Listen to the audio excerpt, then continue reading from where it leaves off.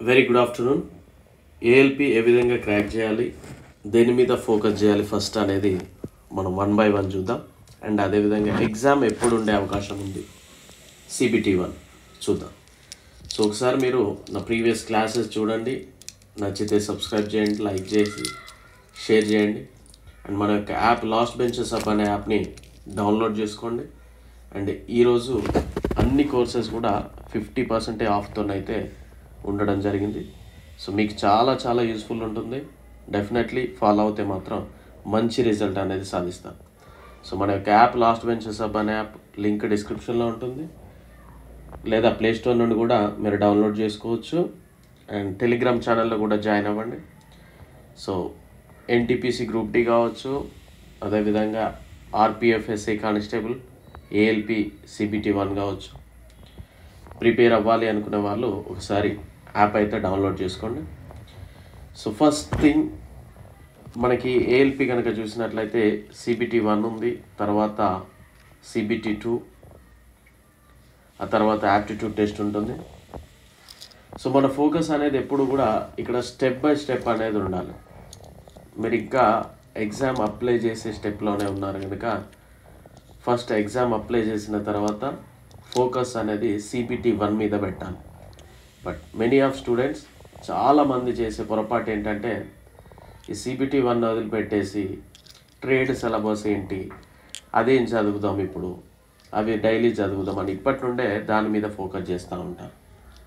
So మన main agenda ఏంటి, CBT1 clear చేసిన తర్వాత CBT2. ఆ CBT1 ఎగ్జామ్ అయిపోయిన తర్వాత రిజల్ట్ రావడానికి, మళ్ళీ మీకు CBT2 కండక్ట్ చేయడానికి మళ్ళీ కొన్ని మంత్స్ టైం ఉంటుంది డెఫినెట్లీ ప్రిపేర్ అవ్వడానికి. సో మీ ఫోకస్ అనేది ఎప్పుడు కూడా డైవర్ట్ అవ్వకుండా స్టెప్ బై స్టెప్ కనుక మీరు ప్రిపేర్ అయితే ఈజీగా క్రాక్ చేయొచ్చు.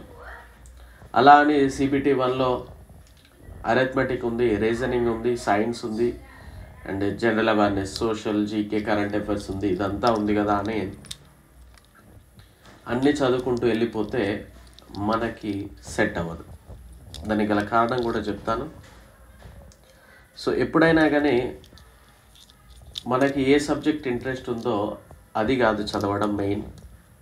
ఎగ్జామినర్కి అంటే ఎగ్జామ్ కండక్ట్ చేసే వాళ్ళకి ఏ సబ్జెక్ట్ వాళ్ళు కావాలనుకుంటున్నారు, వాళ్ళు ఏ ప్యాటర్న్ ఇస్తూ ఉన్నారు, ఏ సబ్జెక్ట్ నుండి ఎంత మార్క్స్ ఇస్తూ ఉన్నారు అనేది దాన్ని బట్టి మనం చదవాలి. అంతేగాని నేను సైన్స్ ఎక్కువ చదువుతా, నాకు సైన్స్ ఇంట్రెస్ట్ ఉన్నది, నేను సైన్సే ఎక్కువ చదువుతా అని సైన్సే చదువుకుంటూ కూర్చుంటాను, లేదా సోషల్ ఎక్కువ చదువుతా, నేను సోషలే చదువుతూ ఉంటా అని సోషల్ చదువుతూ ఉంటేనో క్రాక్ చేయలేరు.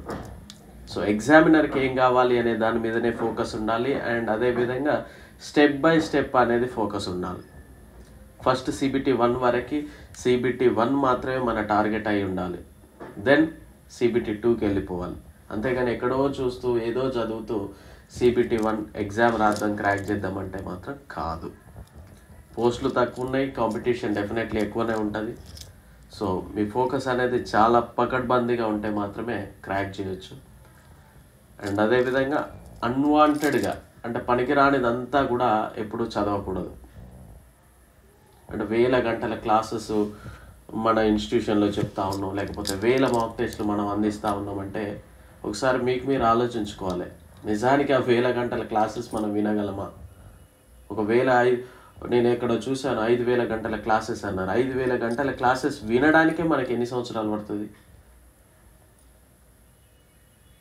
ఓకే, సో ఇవంతా కూడా మనం ఏమంటారు పకడ్బందీగా ఆలోచించి ప్రిపరేషన్ అనేది స్టార్ట్ చేయాలి. సో ఎక్కువగా ఏ సబ్జెక్టు మీద ఫోకస్ చేయాలని కనుక చూసినట్లయితే ముందుగా ఒకసారి CBT1 మనం చూద్దాం. 60 నిమిషాలు, కేవలం 60 నిమిషాలు. సో CBT1లో మనకి టైం అనేది చాలా కీ రోల్ ప్లే చేస్తుందండి. ఓకే, సో అరిథమెటిక్, మ్యాథ్స్ ఉంటుంది, రీజనింగ్ ఉంటుంది, అదేవిధంగా సైన్స్ ఉంటుంది, దాంతోపాటు జనరల్ అవేర్నెస్ అంటే current affairs, social, GK completely ఇవంతా కూడా మనకి ఇందులోనే రావడం జరుగుద్ది.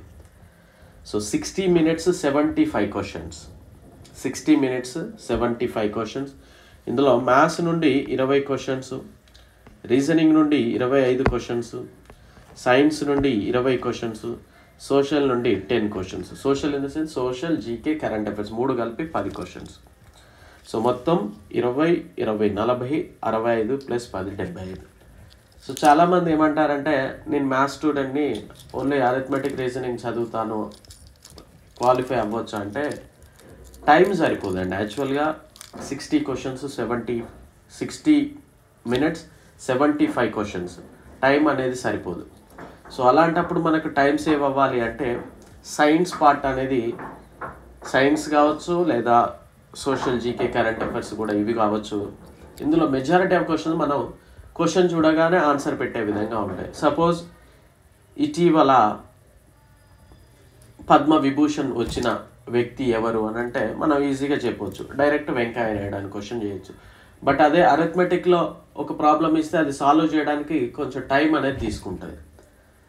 ఓకే, సో మనకు టైం అనేది CBT 1లో చాలా చాలా ఇంపార్టెంట్ కీ రోల్ ప్లే చేస్తుంది.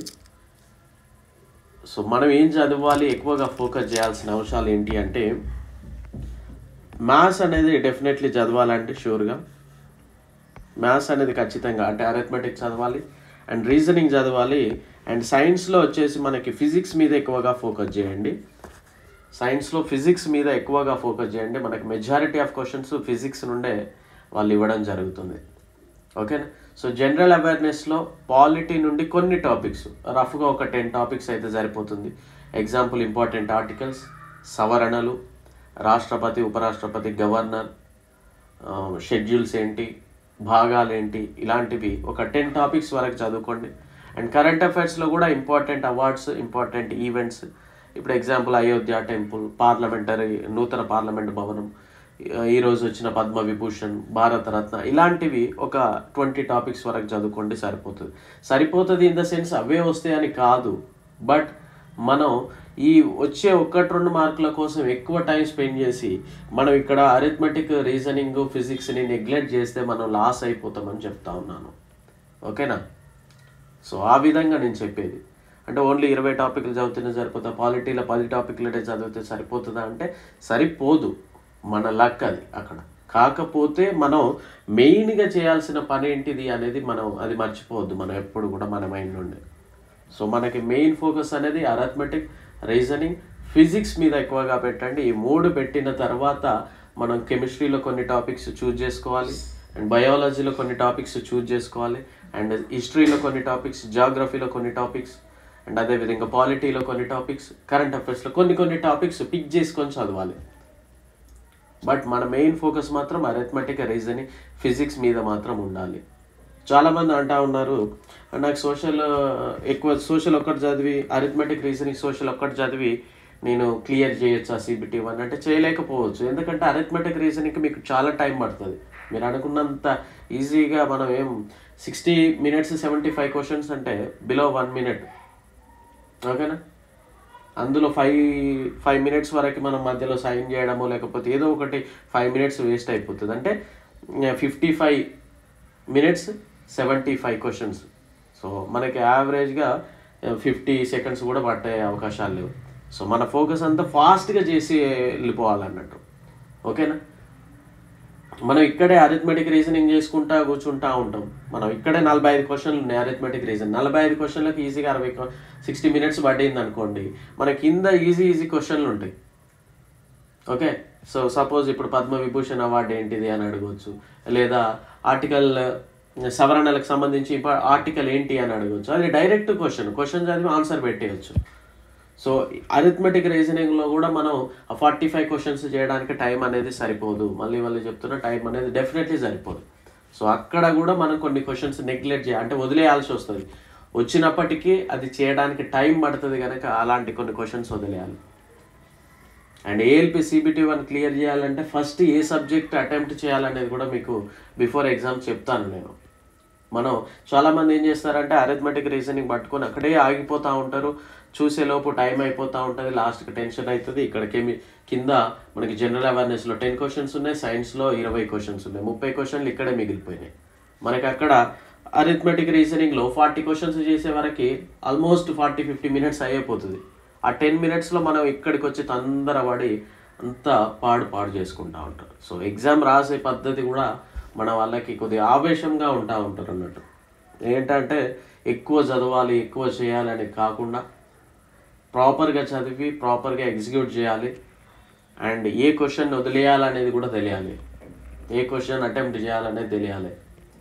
సో ఈ విధంగా రాసుకుంటూ వెళ్ళిపోతే మాత్రం డెఫినెట్లీ మీరు సక్సెస్ అనేది సాధిస్తారు. అండ్ మనం ఫోకస్ చేయాల్సింది అరిథమెటిక్, రీజనింగ్ అండ్ అదేవిధంగా సైన్స్లో ఫిజిక్స్. సో చాలామంది ఎగ్జామ్ ఎప్పుడు ఉండే అవకాశం ఉంటుంది అన్న, యాప్లో ఇంకా క్లాసెస్ అప్లోడ్ చేయండి కొద్దిగా ఫాస్ట్గా అంటారు. అంత తొందర పడాల్సిన మీరు పని లేదు. మళ్ళీ చెప్తున్నా, అంత తొందర పడాల్సిన పని అవసరం లేదు. మీకు ఎగ్జామ్ అనేది ఇంకా ఈజీగా 5 to 6 months గ్యాప్ ఉంది. CBT 1కి చాలా మంత్స్ అయితే టైం ఉంటుంది. సో ఇప్పటి నుండి రెగ్యులర్గా నెమ్మదిగా ప్రిపేర్ అవ్వండి. మనం ఆల్రెడీ అరిథమెటిక్లో ఆల్మోస్ట్ చాలా టాపిక్స్ కంప్లీట్ చేసాము. సోషల్ అవసరం లేదు, జీకే అవసరం లేదు, అయిపోయింది. ఇక అంతకుమించి ఎక్కువగా అప్లోడ్ కూడా చేయాల్సిన అవసరం లేదు. ఫిజిక్స్ ఆల్మోస్ట్ మనం చెప్పుకుంటా ఉన్నాం. రీజనింగ్ స్టార్ట్ చేసాము 3-4 days నుండి, డైలీ ఆ టాపిక్ అప్లోడ్ అవుతూ ఉంది. సో మీరు ప్రాపర్గా ప్రిపేర్ అవ్వండి, ఆవేశంగా కాకుండా. ఒక ప్లానెడ్గా చదివితే మాత్రం డెఫినెట్లీ సక్సెస్ అవ్వచ్చు. అండ్ పనికిరాంది మాత్రం చదవకండి. మళ్ళీ చెప్పేది ఒకటే, 1000 గంటల క్లాసెస్ ఉన్నాయి, 1000 గంటల మాక్ టెస్ట్లు ఉన్నాయంటే మనం ఎంతవరకు చదవగలం అనేది ఆలోచించుకోవాలి ఎప్పుడైనా కూడా. ఓకేనా? సో వీటికి ఏ బుక్స్ చదివితే మనం క్రాక్ చేయొచ్చు అనేది కూడా చెప్తాను. అండ్ ఎగ్జామ్ మాత్రం మీకు ఈజీగా 5 to 6 months గ్యాప్ అయితే ఉంది. తొందరపడాల్సిన అవసరం అయితే లేదు. మీకు ఎగ్జామ్ అనేది జూన్ ఆ టైంలోనే ఉంటుంది. అప్పటి వరకు ఎగ్జామ్ జోలికి వెళ్ళరు. ఓకేనా? సో మీ ఫోకస్ అంతా కూడా CBT 1 మీద పెట్టండి. ఎక్కడో చూస్తూ అడుగులు వేస్తే మాత్రం మనం కింద పడిపోవడం అయితే గ్యారెంటీ. ఓకే? సో ఈ విధంగా ప్రిపేర్ అవ్వండి, డెఫినెట్లీ సక్సెస్ అవుతారు. అండ్ మన యొక్క యాప్ డౌన్లోడ్ చేసుకోండి ప్రతి ఒక్కరూ. లింక్ డిస్క్రిప్షన్లో ఉంటుంది. Thank you.